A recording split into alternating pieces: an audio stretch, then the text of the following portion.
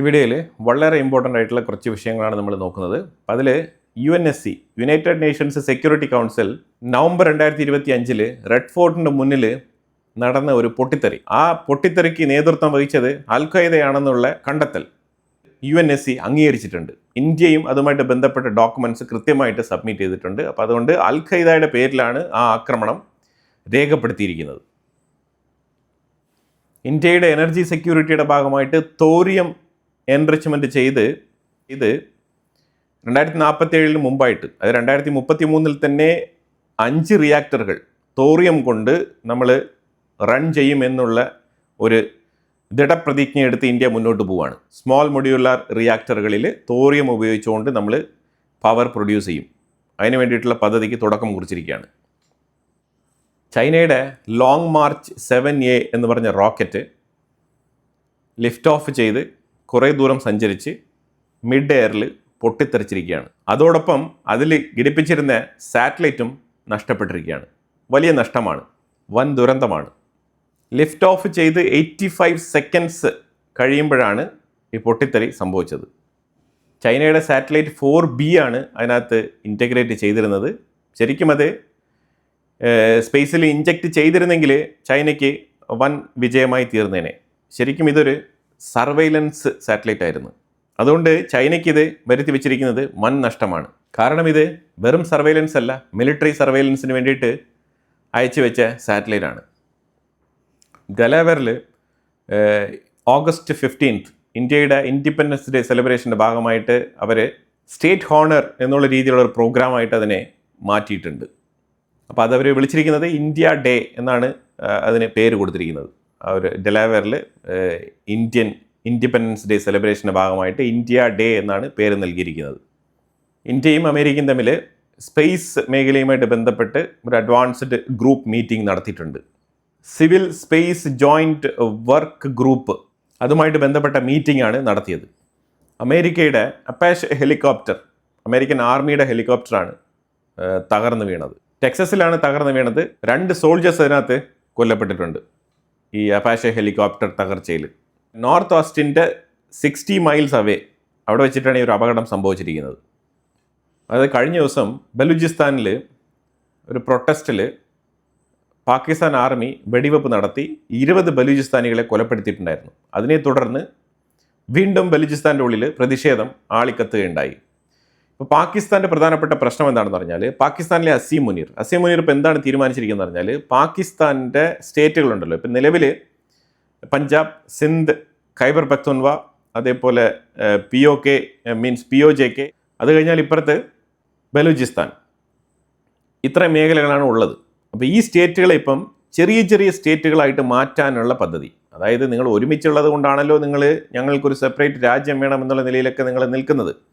അപ്പം ഞാനിപ്പോൾ എന്താ ചെയ്യാമെന്ന് വെച്ചാൽ, ബലൂചിസ്ഥാനെ ഒരു 5 സെപ്പറേറ്റ് സബ് സ്റ്റേറ്റ് ആയിട്ട് തിരിക്കുക.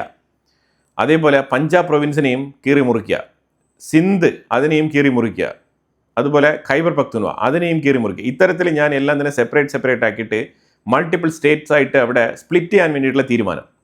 എന്നാൽ മാത്രമേ ഇനി പാകിസ്ഥാൻ എന്ന് പറഞ്ഞിട്ടുള്ള രാജ്യം നിലനിൽക്കൂ എന്നുള്ളൊരു തിരിച്ചറിവിലേക്ക് വന്നിരിക്കുകയാണ് അസീം മുനീർ. അപ്പോൾ അതുകൊണ്ട് തന്നെ ഇതുമായിട്ട് ബന്ധപ്പെട്ട നീക്കങ്ങൾ അണിയറയിൽ നടക്കുന്നുണ്ട്. രഹസ്യമായിട്ടാണ് ഈ നീക്കങ്ങളൊക്കെ നടത്തുന്നതെങ്കിലും പാകിസ്ഥാനെ സംബന്ധിച്ചിടത്തോളം അത് പൊതുവെ പബ്ലിഷ് ചെയ്യപ്പെടും, എങ്ങനെയെങ്കിലും പൊതുജനങ്ങൾ അറിയും. അപ്പോൾ അത്തരത്തിൽ ചെറിയ റൂമേഴ്സൊക്കെ ഇപ്പോൾ പാകിസ്ഥാൻ്റെ ഉള്ളിൽ നിന്ന് വരുന്നുണ്ട്. പാകിസ്ഥാൻ്റെ ഉള്ളിലെ സ്റ്റേറ്റുകളെ വീണ്ടും ചെറിയ ചെറിയ സ്റ്റേറ്റുകളായിട്ട് വിഭജിക്കാൻ പോവുകയാണ് എന്നാണ് വാർത്തകൾ വന്നുകൊണ്ടിരിക്കുന്നത്. ശരിക്കും ഇത് വളരെ ഡേഞ്ചറസ് ആയിട്ടുള്ള ഒരു സ്റ്റെപ്പാണ്. ഇതെങ്ങനെയാണ് അസീം മുനീർ വിജയകരമായി നടത്തി തീർക്കാൻ പോകുന്നുള്ളത് നമുക്കറിയില്ല. പക്ഷേ എന്നാലും ഇങ്ങനത്തെ വാർത്തകൾ പാകിസ്ഥാൻ്റെ ഉള്ളിൽ നിന്ന് വരുന്നുണ്ട്. അപ്പോൾ എന്തായാലും പ്രൊട്ടസ്റ്റ് എറപ്റ്റ് ഇൻ ബലൂചിസ്ഥാൻ നിരന്തരം പ്രതിഷേധിക്കുന്ന ഒരു സ്റ്റേറ്റായിട്ട് മാറിയിരിക്കുകയാണ് പാകിസ്ഥാനിലിപ്പം. ബ്രഹ്മോസ് കയറ്റുമതി മാത്രമല്ല, ഇന്ത്യ വരും മാസങ്ങളിൽ ഡ്രോണുകളും അതേപോലെ സ്മാർട്ട് വെപ്പൺസ് അതും കയറ്റുമതി ചെയ്യുന്നതിൽ കൂടുതൽ ശ്രദ്ധ കേന്ദ്രീകരിക്കുമെന്നും വാർത്തകൾ വരുന്നുണ്ട്. അതുമായിട്ട് ബന്ധപ്പെട്ട ഓർഡറുകൾ ഇന്ത്യക്ക് കിട്ടിയതായിട്ടും രേഖപ്പെടുത്തിയിട്ടുണ്ട്. HAL 184 കോടിയുടെ ഒരു കരാറ് സ്വന്തമാക്കിയിട്ടുണ്ട്. പ്രത്യേകിച്ച് BEMLൻ്റെ കയ്യിൽ നിന്നാണ് ഈ ഒരു കരാറ് നേടിയിരിക്കുന്നത്. ശരിക്കും ഫ്യൂസിലേജുമായിട്ട് ബന്ധപ്പെട്ട്, അതായത് എയറോ സ്ട്രക്ചേഴ്സിൻ്റെ ഫ്യൂസിലേജ്, ഈ ഫ്യൂസിലേജ് എന്ന് പറയുമ്പോഴത്തേക്കും എയർക്രാഫ്റ്റിൻ്റെ പാർട്സുകൾ ജോയിൻ ചെയ്യുമ്പോഴത്തേക്കും അതിനെ ഫ്യൂസിലേജ് ചെയ്യും. അതിന് ചില അലുമിനിയം നട്ട് ബോൾട്ടൊക്കെ വെച്ചിട്ടാണ് അത് ചെയ്യുന്നത്. ആ ഫ്യൂസിലേജ് പാർട്ടുകൾ ജോയിൻ ചെയ്യുക എന്നുള്ളതാണ്. ഇപ്പോൾ ഫ്യൂസിലേജ് എന്ന് പറഞ്ഞാൽ വിത്തൗട്ട് ലീക്ക് ആയിരിക്കണം. അത്തരത്തിൽ ഫ്യൂസിലേജ് ചെയ്യുന്നതിൻ്റെ ഭാഗമായിട്ടാണ് ഈ കരാർ HAL കിട്ടിയിരിക്കുന്നത്. അപ്പോൾ ഇത് എയർക്രാഫ്റ്റ് എന്ന് പറഞ്ഞാൽ ഇത് ലൈറ്റ് കോമ്പാക്റ്റ് ഹെലികോപ്റ്റേഴ്സാണ് കേട്ടോ. ഹെലികോപ്റ്റേഴ്സിന് വേണ്ടിയിട്ടുള്ള ഫ്യൂസിലേജ് ചെയ്യാനാണ് ഈ കരാർ സ്വന്തമാക്കിയിരിക്കുന്നത് HAL. എക്സൈസ് ഉദരശക്തി 2026 ഇന്ത്യയും മലേഷ്യയും തമ്മിൽ നടത്തുന്ന ഒരു ജോയിൻറ്റ് എക്സസൈസാണിത്. സുബങ് എയർബേസിൽ വെച്ചിട്ടാണ് ഈ ജോയിൻറ്റ് എക്സസൈസ് ഇന്ത്യയും മലേഷ്യയും നടത്തുന്നത്. പ്രസിഡന്റ് വ്ളാഡിമിർ പുടിൻ പറഞ്ഞിരിക്കുന്നത് ഇന്ത്യ വളരെ വളരെ ഇൻട്രസ്റ്റഡ് ആണ് ആർട്ടിക് റൂട്ട്. ആ റൂട്ടിൽ വളരെയധികം താല്പര്യം കാണിച്ചിട്ടുണ്ട്. നോർത്തേൺ സീ റൂട്ട് എന്നാണ് ഇതിനെ വിളിക്കുന്നത്. ഈ നോർത്തേൺ സീ റൂട്ടിൽ ഇന്ത്യക്ക് വളരെയധികം താല്പര്യമുണ്ട് എന്നുള്ള ഒരു സ്പാർക്കും കൂടി പുടിൻ മുന്നോട്ട് വെച്ചിട്ടുണ്ട് ഈ സ്റ്റേറ്റ്മെൻറ്റിലൂടെ. ആർട്ടിക് ടെൻഷൻ ഒരു സൈഡിൽ നിലനിൽക്കുന്ന പശ്ചാത്തലത്തിൽ ട്രംപ് ആണെന്നുണ്ടെങ്കിൽ ഗ്രീൻലാൻഡ് മുതൽ കൊണ്ട് മറ്റു പല സ്റ്റേറ്റ്മെൻറ്റുകളും പറഞ്ഞുകൊണ്ടിരിക്കുന്ന ഒരു സാഹചര്യമാണ്. കാനഡയെ ഞാൻ ചേർക്കുമെന്നൊക്കെ പറഞ്ഞുകൊണ്ട്. അപ്പോൾ ആ സാഹചര്യത്തിലാണ് ആർട്ടിക് റൂട്ടിൽ ഇന്ത്യക്ക് താല്പര്യമുണ്ടെന്നുള്ള വാർത്ത റഷ്യൻ പ്രസിഡന്റ് വ്ളാഡിമിർ പുടിൻ പുറത്ത് പറഞ്ഞിരിക്കുന്നത്. ഇന്ത്യയാണെന്നുണ്ടെങ്കിൽ 19 കസ്റ്റമൈസ്ഡ് കോച്ച്, അതായത് റെയിൽ കോച്ചസ് ബംഗ്ലാദേശിന് വേണ്ടിയിട്ടാണ് ഇത് പ്രൊഡ്യൂസ് ചെയ്ത് കൊടുത്തിരിക്കുന്നത്. ബംഗ്ലാദേശ് റെയിൽവേക്ക് വേണ്ടിയിട്ട് ഇന്ത്യ 19 കോച്ചസ് പ്രൊഡ്യൂസ് ചെയ്ത് കൊടുത്തിട്ടുണ്ട്. റെയിൽ കോച്ച് ഫാക്ടറി കപൂർത്തല എന്ന് പറയുന്നത് അസാമിലാണ്. അവിടെ നിന്നായിരിക്കും ഇത് ഡെലിവറി ചെയ്യുന്നത്. ഇറാൻ ആണെന്നുണ്ടെങ്കിൽ ട്രംപിൻ്റെ ക്ലെയിമിനെ ഡിക്ലൈൻ ചെയ്തിരിക്കുകയാണ്, അത് റിജക്റ്റ് ചെയ്തിരിക്കുകയാണ്. ട്രംപ് പറയുന്നത് total control of straight of Hormuz under United States എന്നാണ് എപ്പോഴും പറഞ്ഞുകൊണ്ടിരിക്കുന്നത്. ആ സ്റ്റേറ്റ്മെൻറ്റ് തെറ്റാണെന്നുള്ള വാദമാണ് ഇറാനുള്ളത്.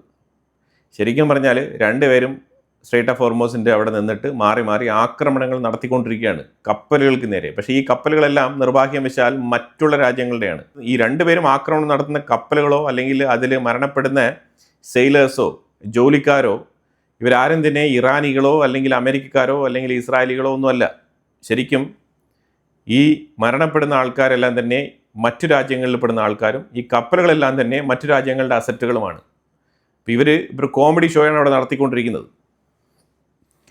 മക്ക ഡിഫൻസ് പാക്റ്റ് സമ്പൂർണ്ണ പരാജയം. ഹൂത്തികളാണെന്നുണ്ടെങ്കിൽ മാറി മാറി ആക്രമണങ്ങൾ നടത്തിക്കൊണ്ടിരിക്കുകയാണ്. സൗദി അറേബ്യ അടിപതറി നിൽക്കുന്ന ഒരു സാഹചര്യമാണ്. സൗദി അറേബ്യയുടെ കപ്പലുകളും സൗദി സപ്പോർട്ടേഴ്സായിട്ടുള്ള യമൻ്റെ പോർട്ടുകളും അതുപോലെ റെഡ് സീയിലൂടെ സൗദിയുടെ കപ്പലുകൾ കടന്നുപോയി കഴിഞ്ഞാൽ ഹൂത്തികൾ ആക്രമിക്കും എന്നുള്ള തരത്തിലുള്ള ഭീഷണിയും ഇതെല്ലാം തന്നെ സൗദി അറേബ്യയെ ശരിക്കും നല്ല രീതിയിൽ പ്രഷർ ചെയ്യുന്നുണ്ട്. പക്ഷേ സൗദി അറേബ്യയ്ക്ക് ഒന്നും ചെയ്യാൻ കഴിയാത്തൊരു സാഹചര്യമാണ്. അവരുടെ യമനി സപ്പോർട്ടീവ് ട്രൂപ്പുകളും വലിയ രീതിയിൽ പെർഫോം ചെയ്യുന്നില്ല. ഹൂത്തികളുടെ നിന്ന് അടിവാങ്ങിച്ചു കൂട്ടുകയാണ്. പാകിസ്ഥാൻ ആണെങ്കിൽ സൗദി അറേബ്യ ആവശ്യപ്പെട്ടതുപോലെ അത്തരത്തിലുള്ള മാൻ പവർ അയച്ചു കൊടുക്കുന്നില്ല. അതുപോലെ തന്നെ തുർക്കിയും ആ വിഷയത്തിൽ ഒരു താല്പര്യം കാണിക്കുന്നില്ല. അപ്പോൾ അതുകൊണ്ട് ഈ മെക്ക പാക്റ്റ് തുർക്കി, സൗദി അറേബ്യ, പാകിസ്ഥാൻ ചേർന്ന് ഒപ്പുവെച്ച് നടപ്പിലാക്കിയ ഈ മെക്ക പാക്റ്റ് അടപടലം പൊളിഞ്ഞ് പാളീസായിരിക്കുകയാണ്. അപ്പോൾ എന്തായാലും വളരെ വളരെ ഇമ്പോർട്ടൻ്റ് ആയിട്ടുള്ള വിഷയങ്ങളാണ് നമ്മൾ വീഡിയോയിൽ പങ്കുവച്ചത്. ഇതിനെക്കുറിച്ചുള്ള അഭിപ്രായങ്ങൾ കമൻറ്റ് ബോക്സിൽ രേഖപ്പെടുത്തുക. കൂടുതൽ വാർത്തകളുമായിട്ട് അടുത്ത വീഡിയോയിൽ വരാം. Thank you so much.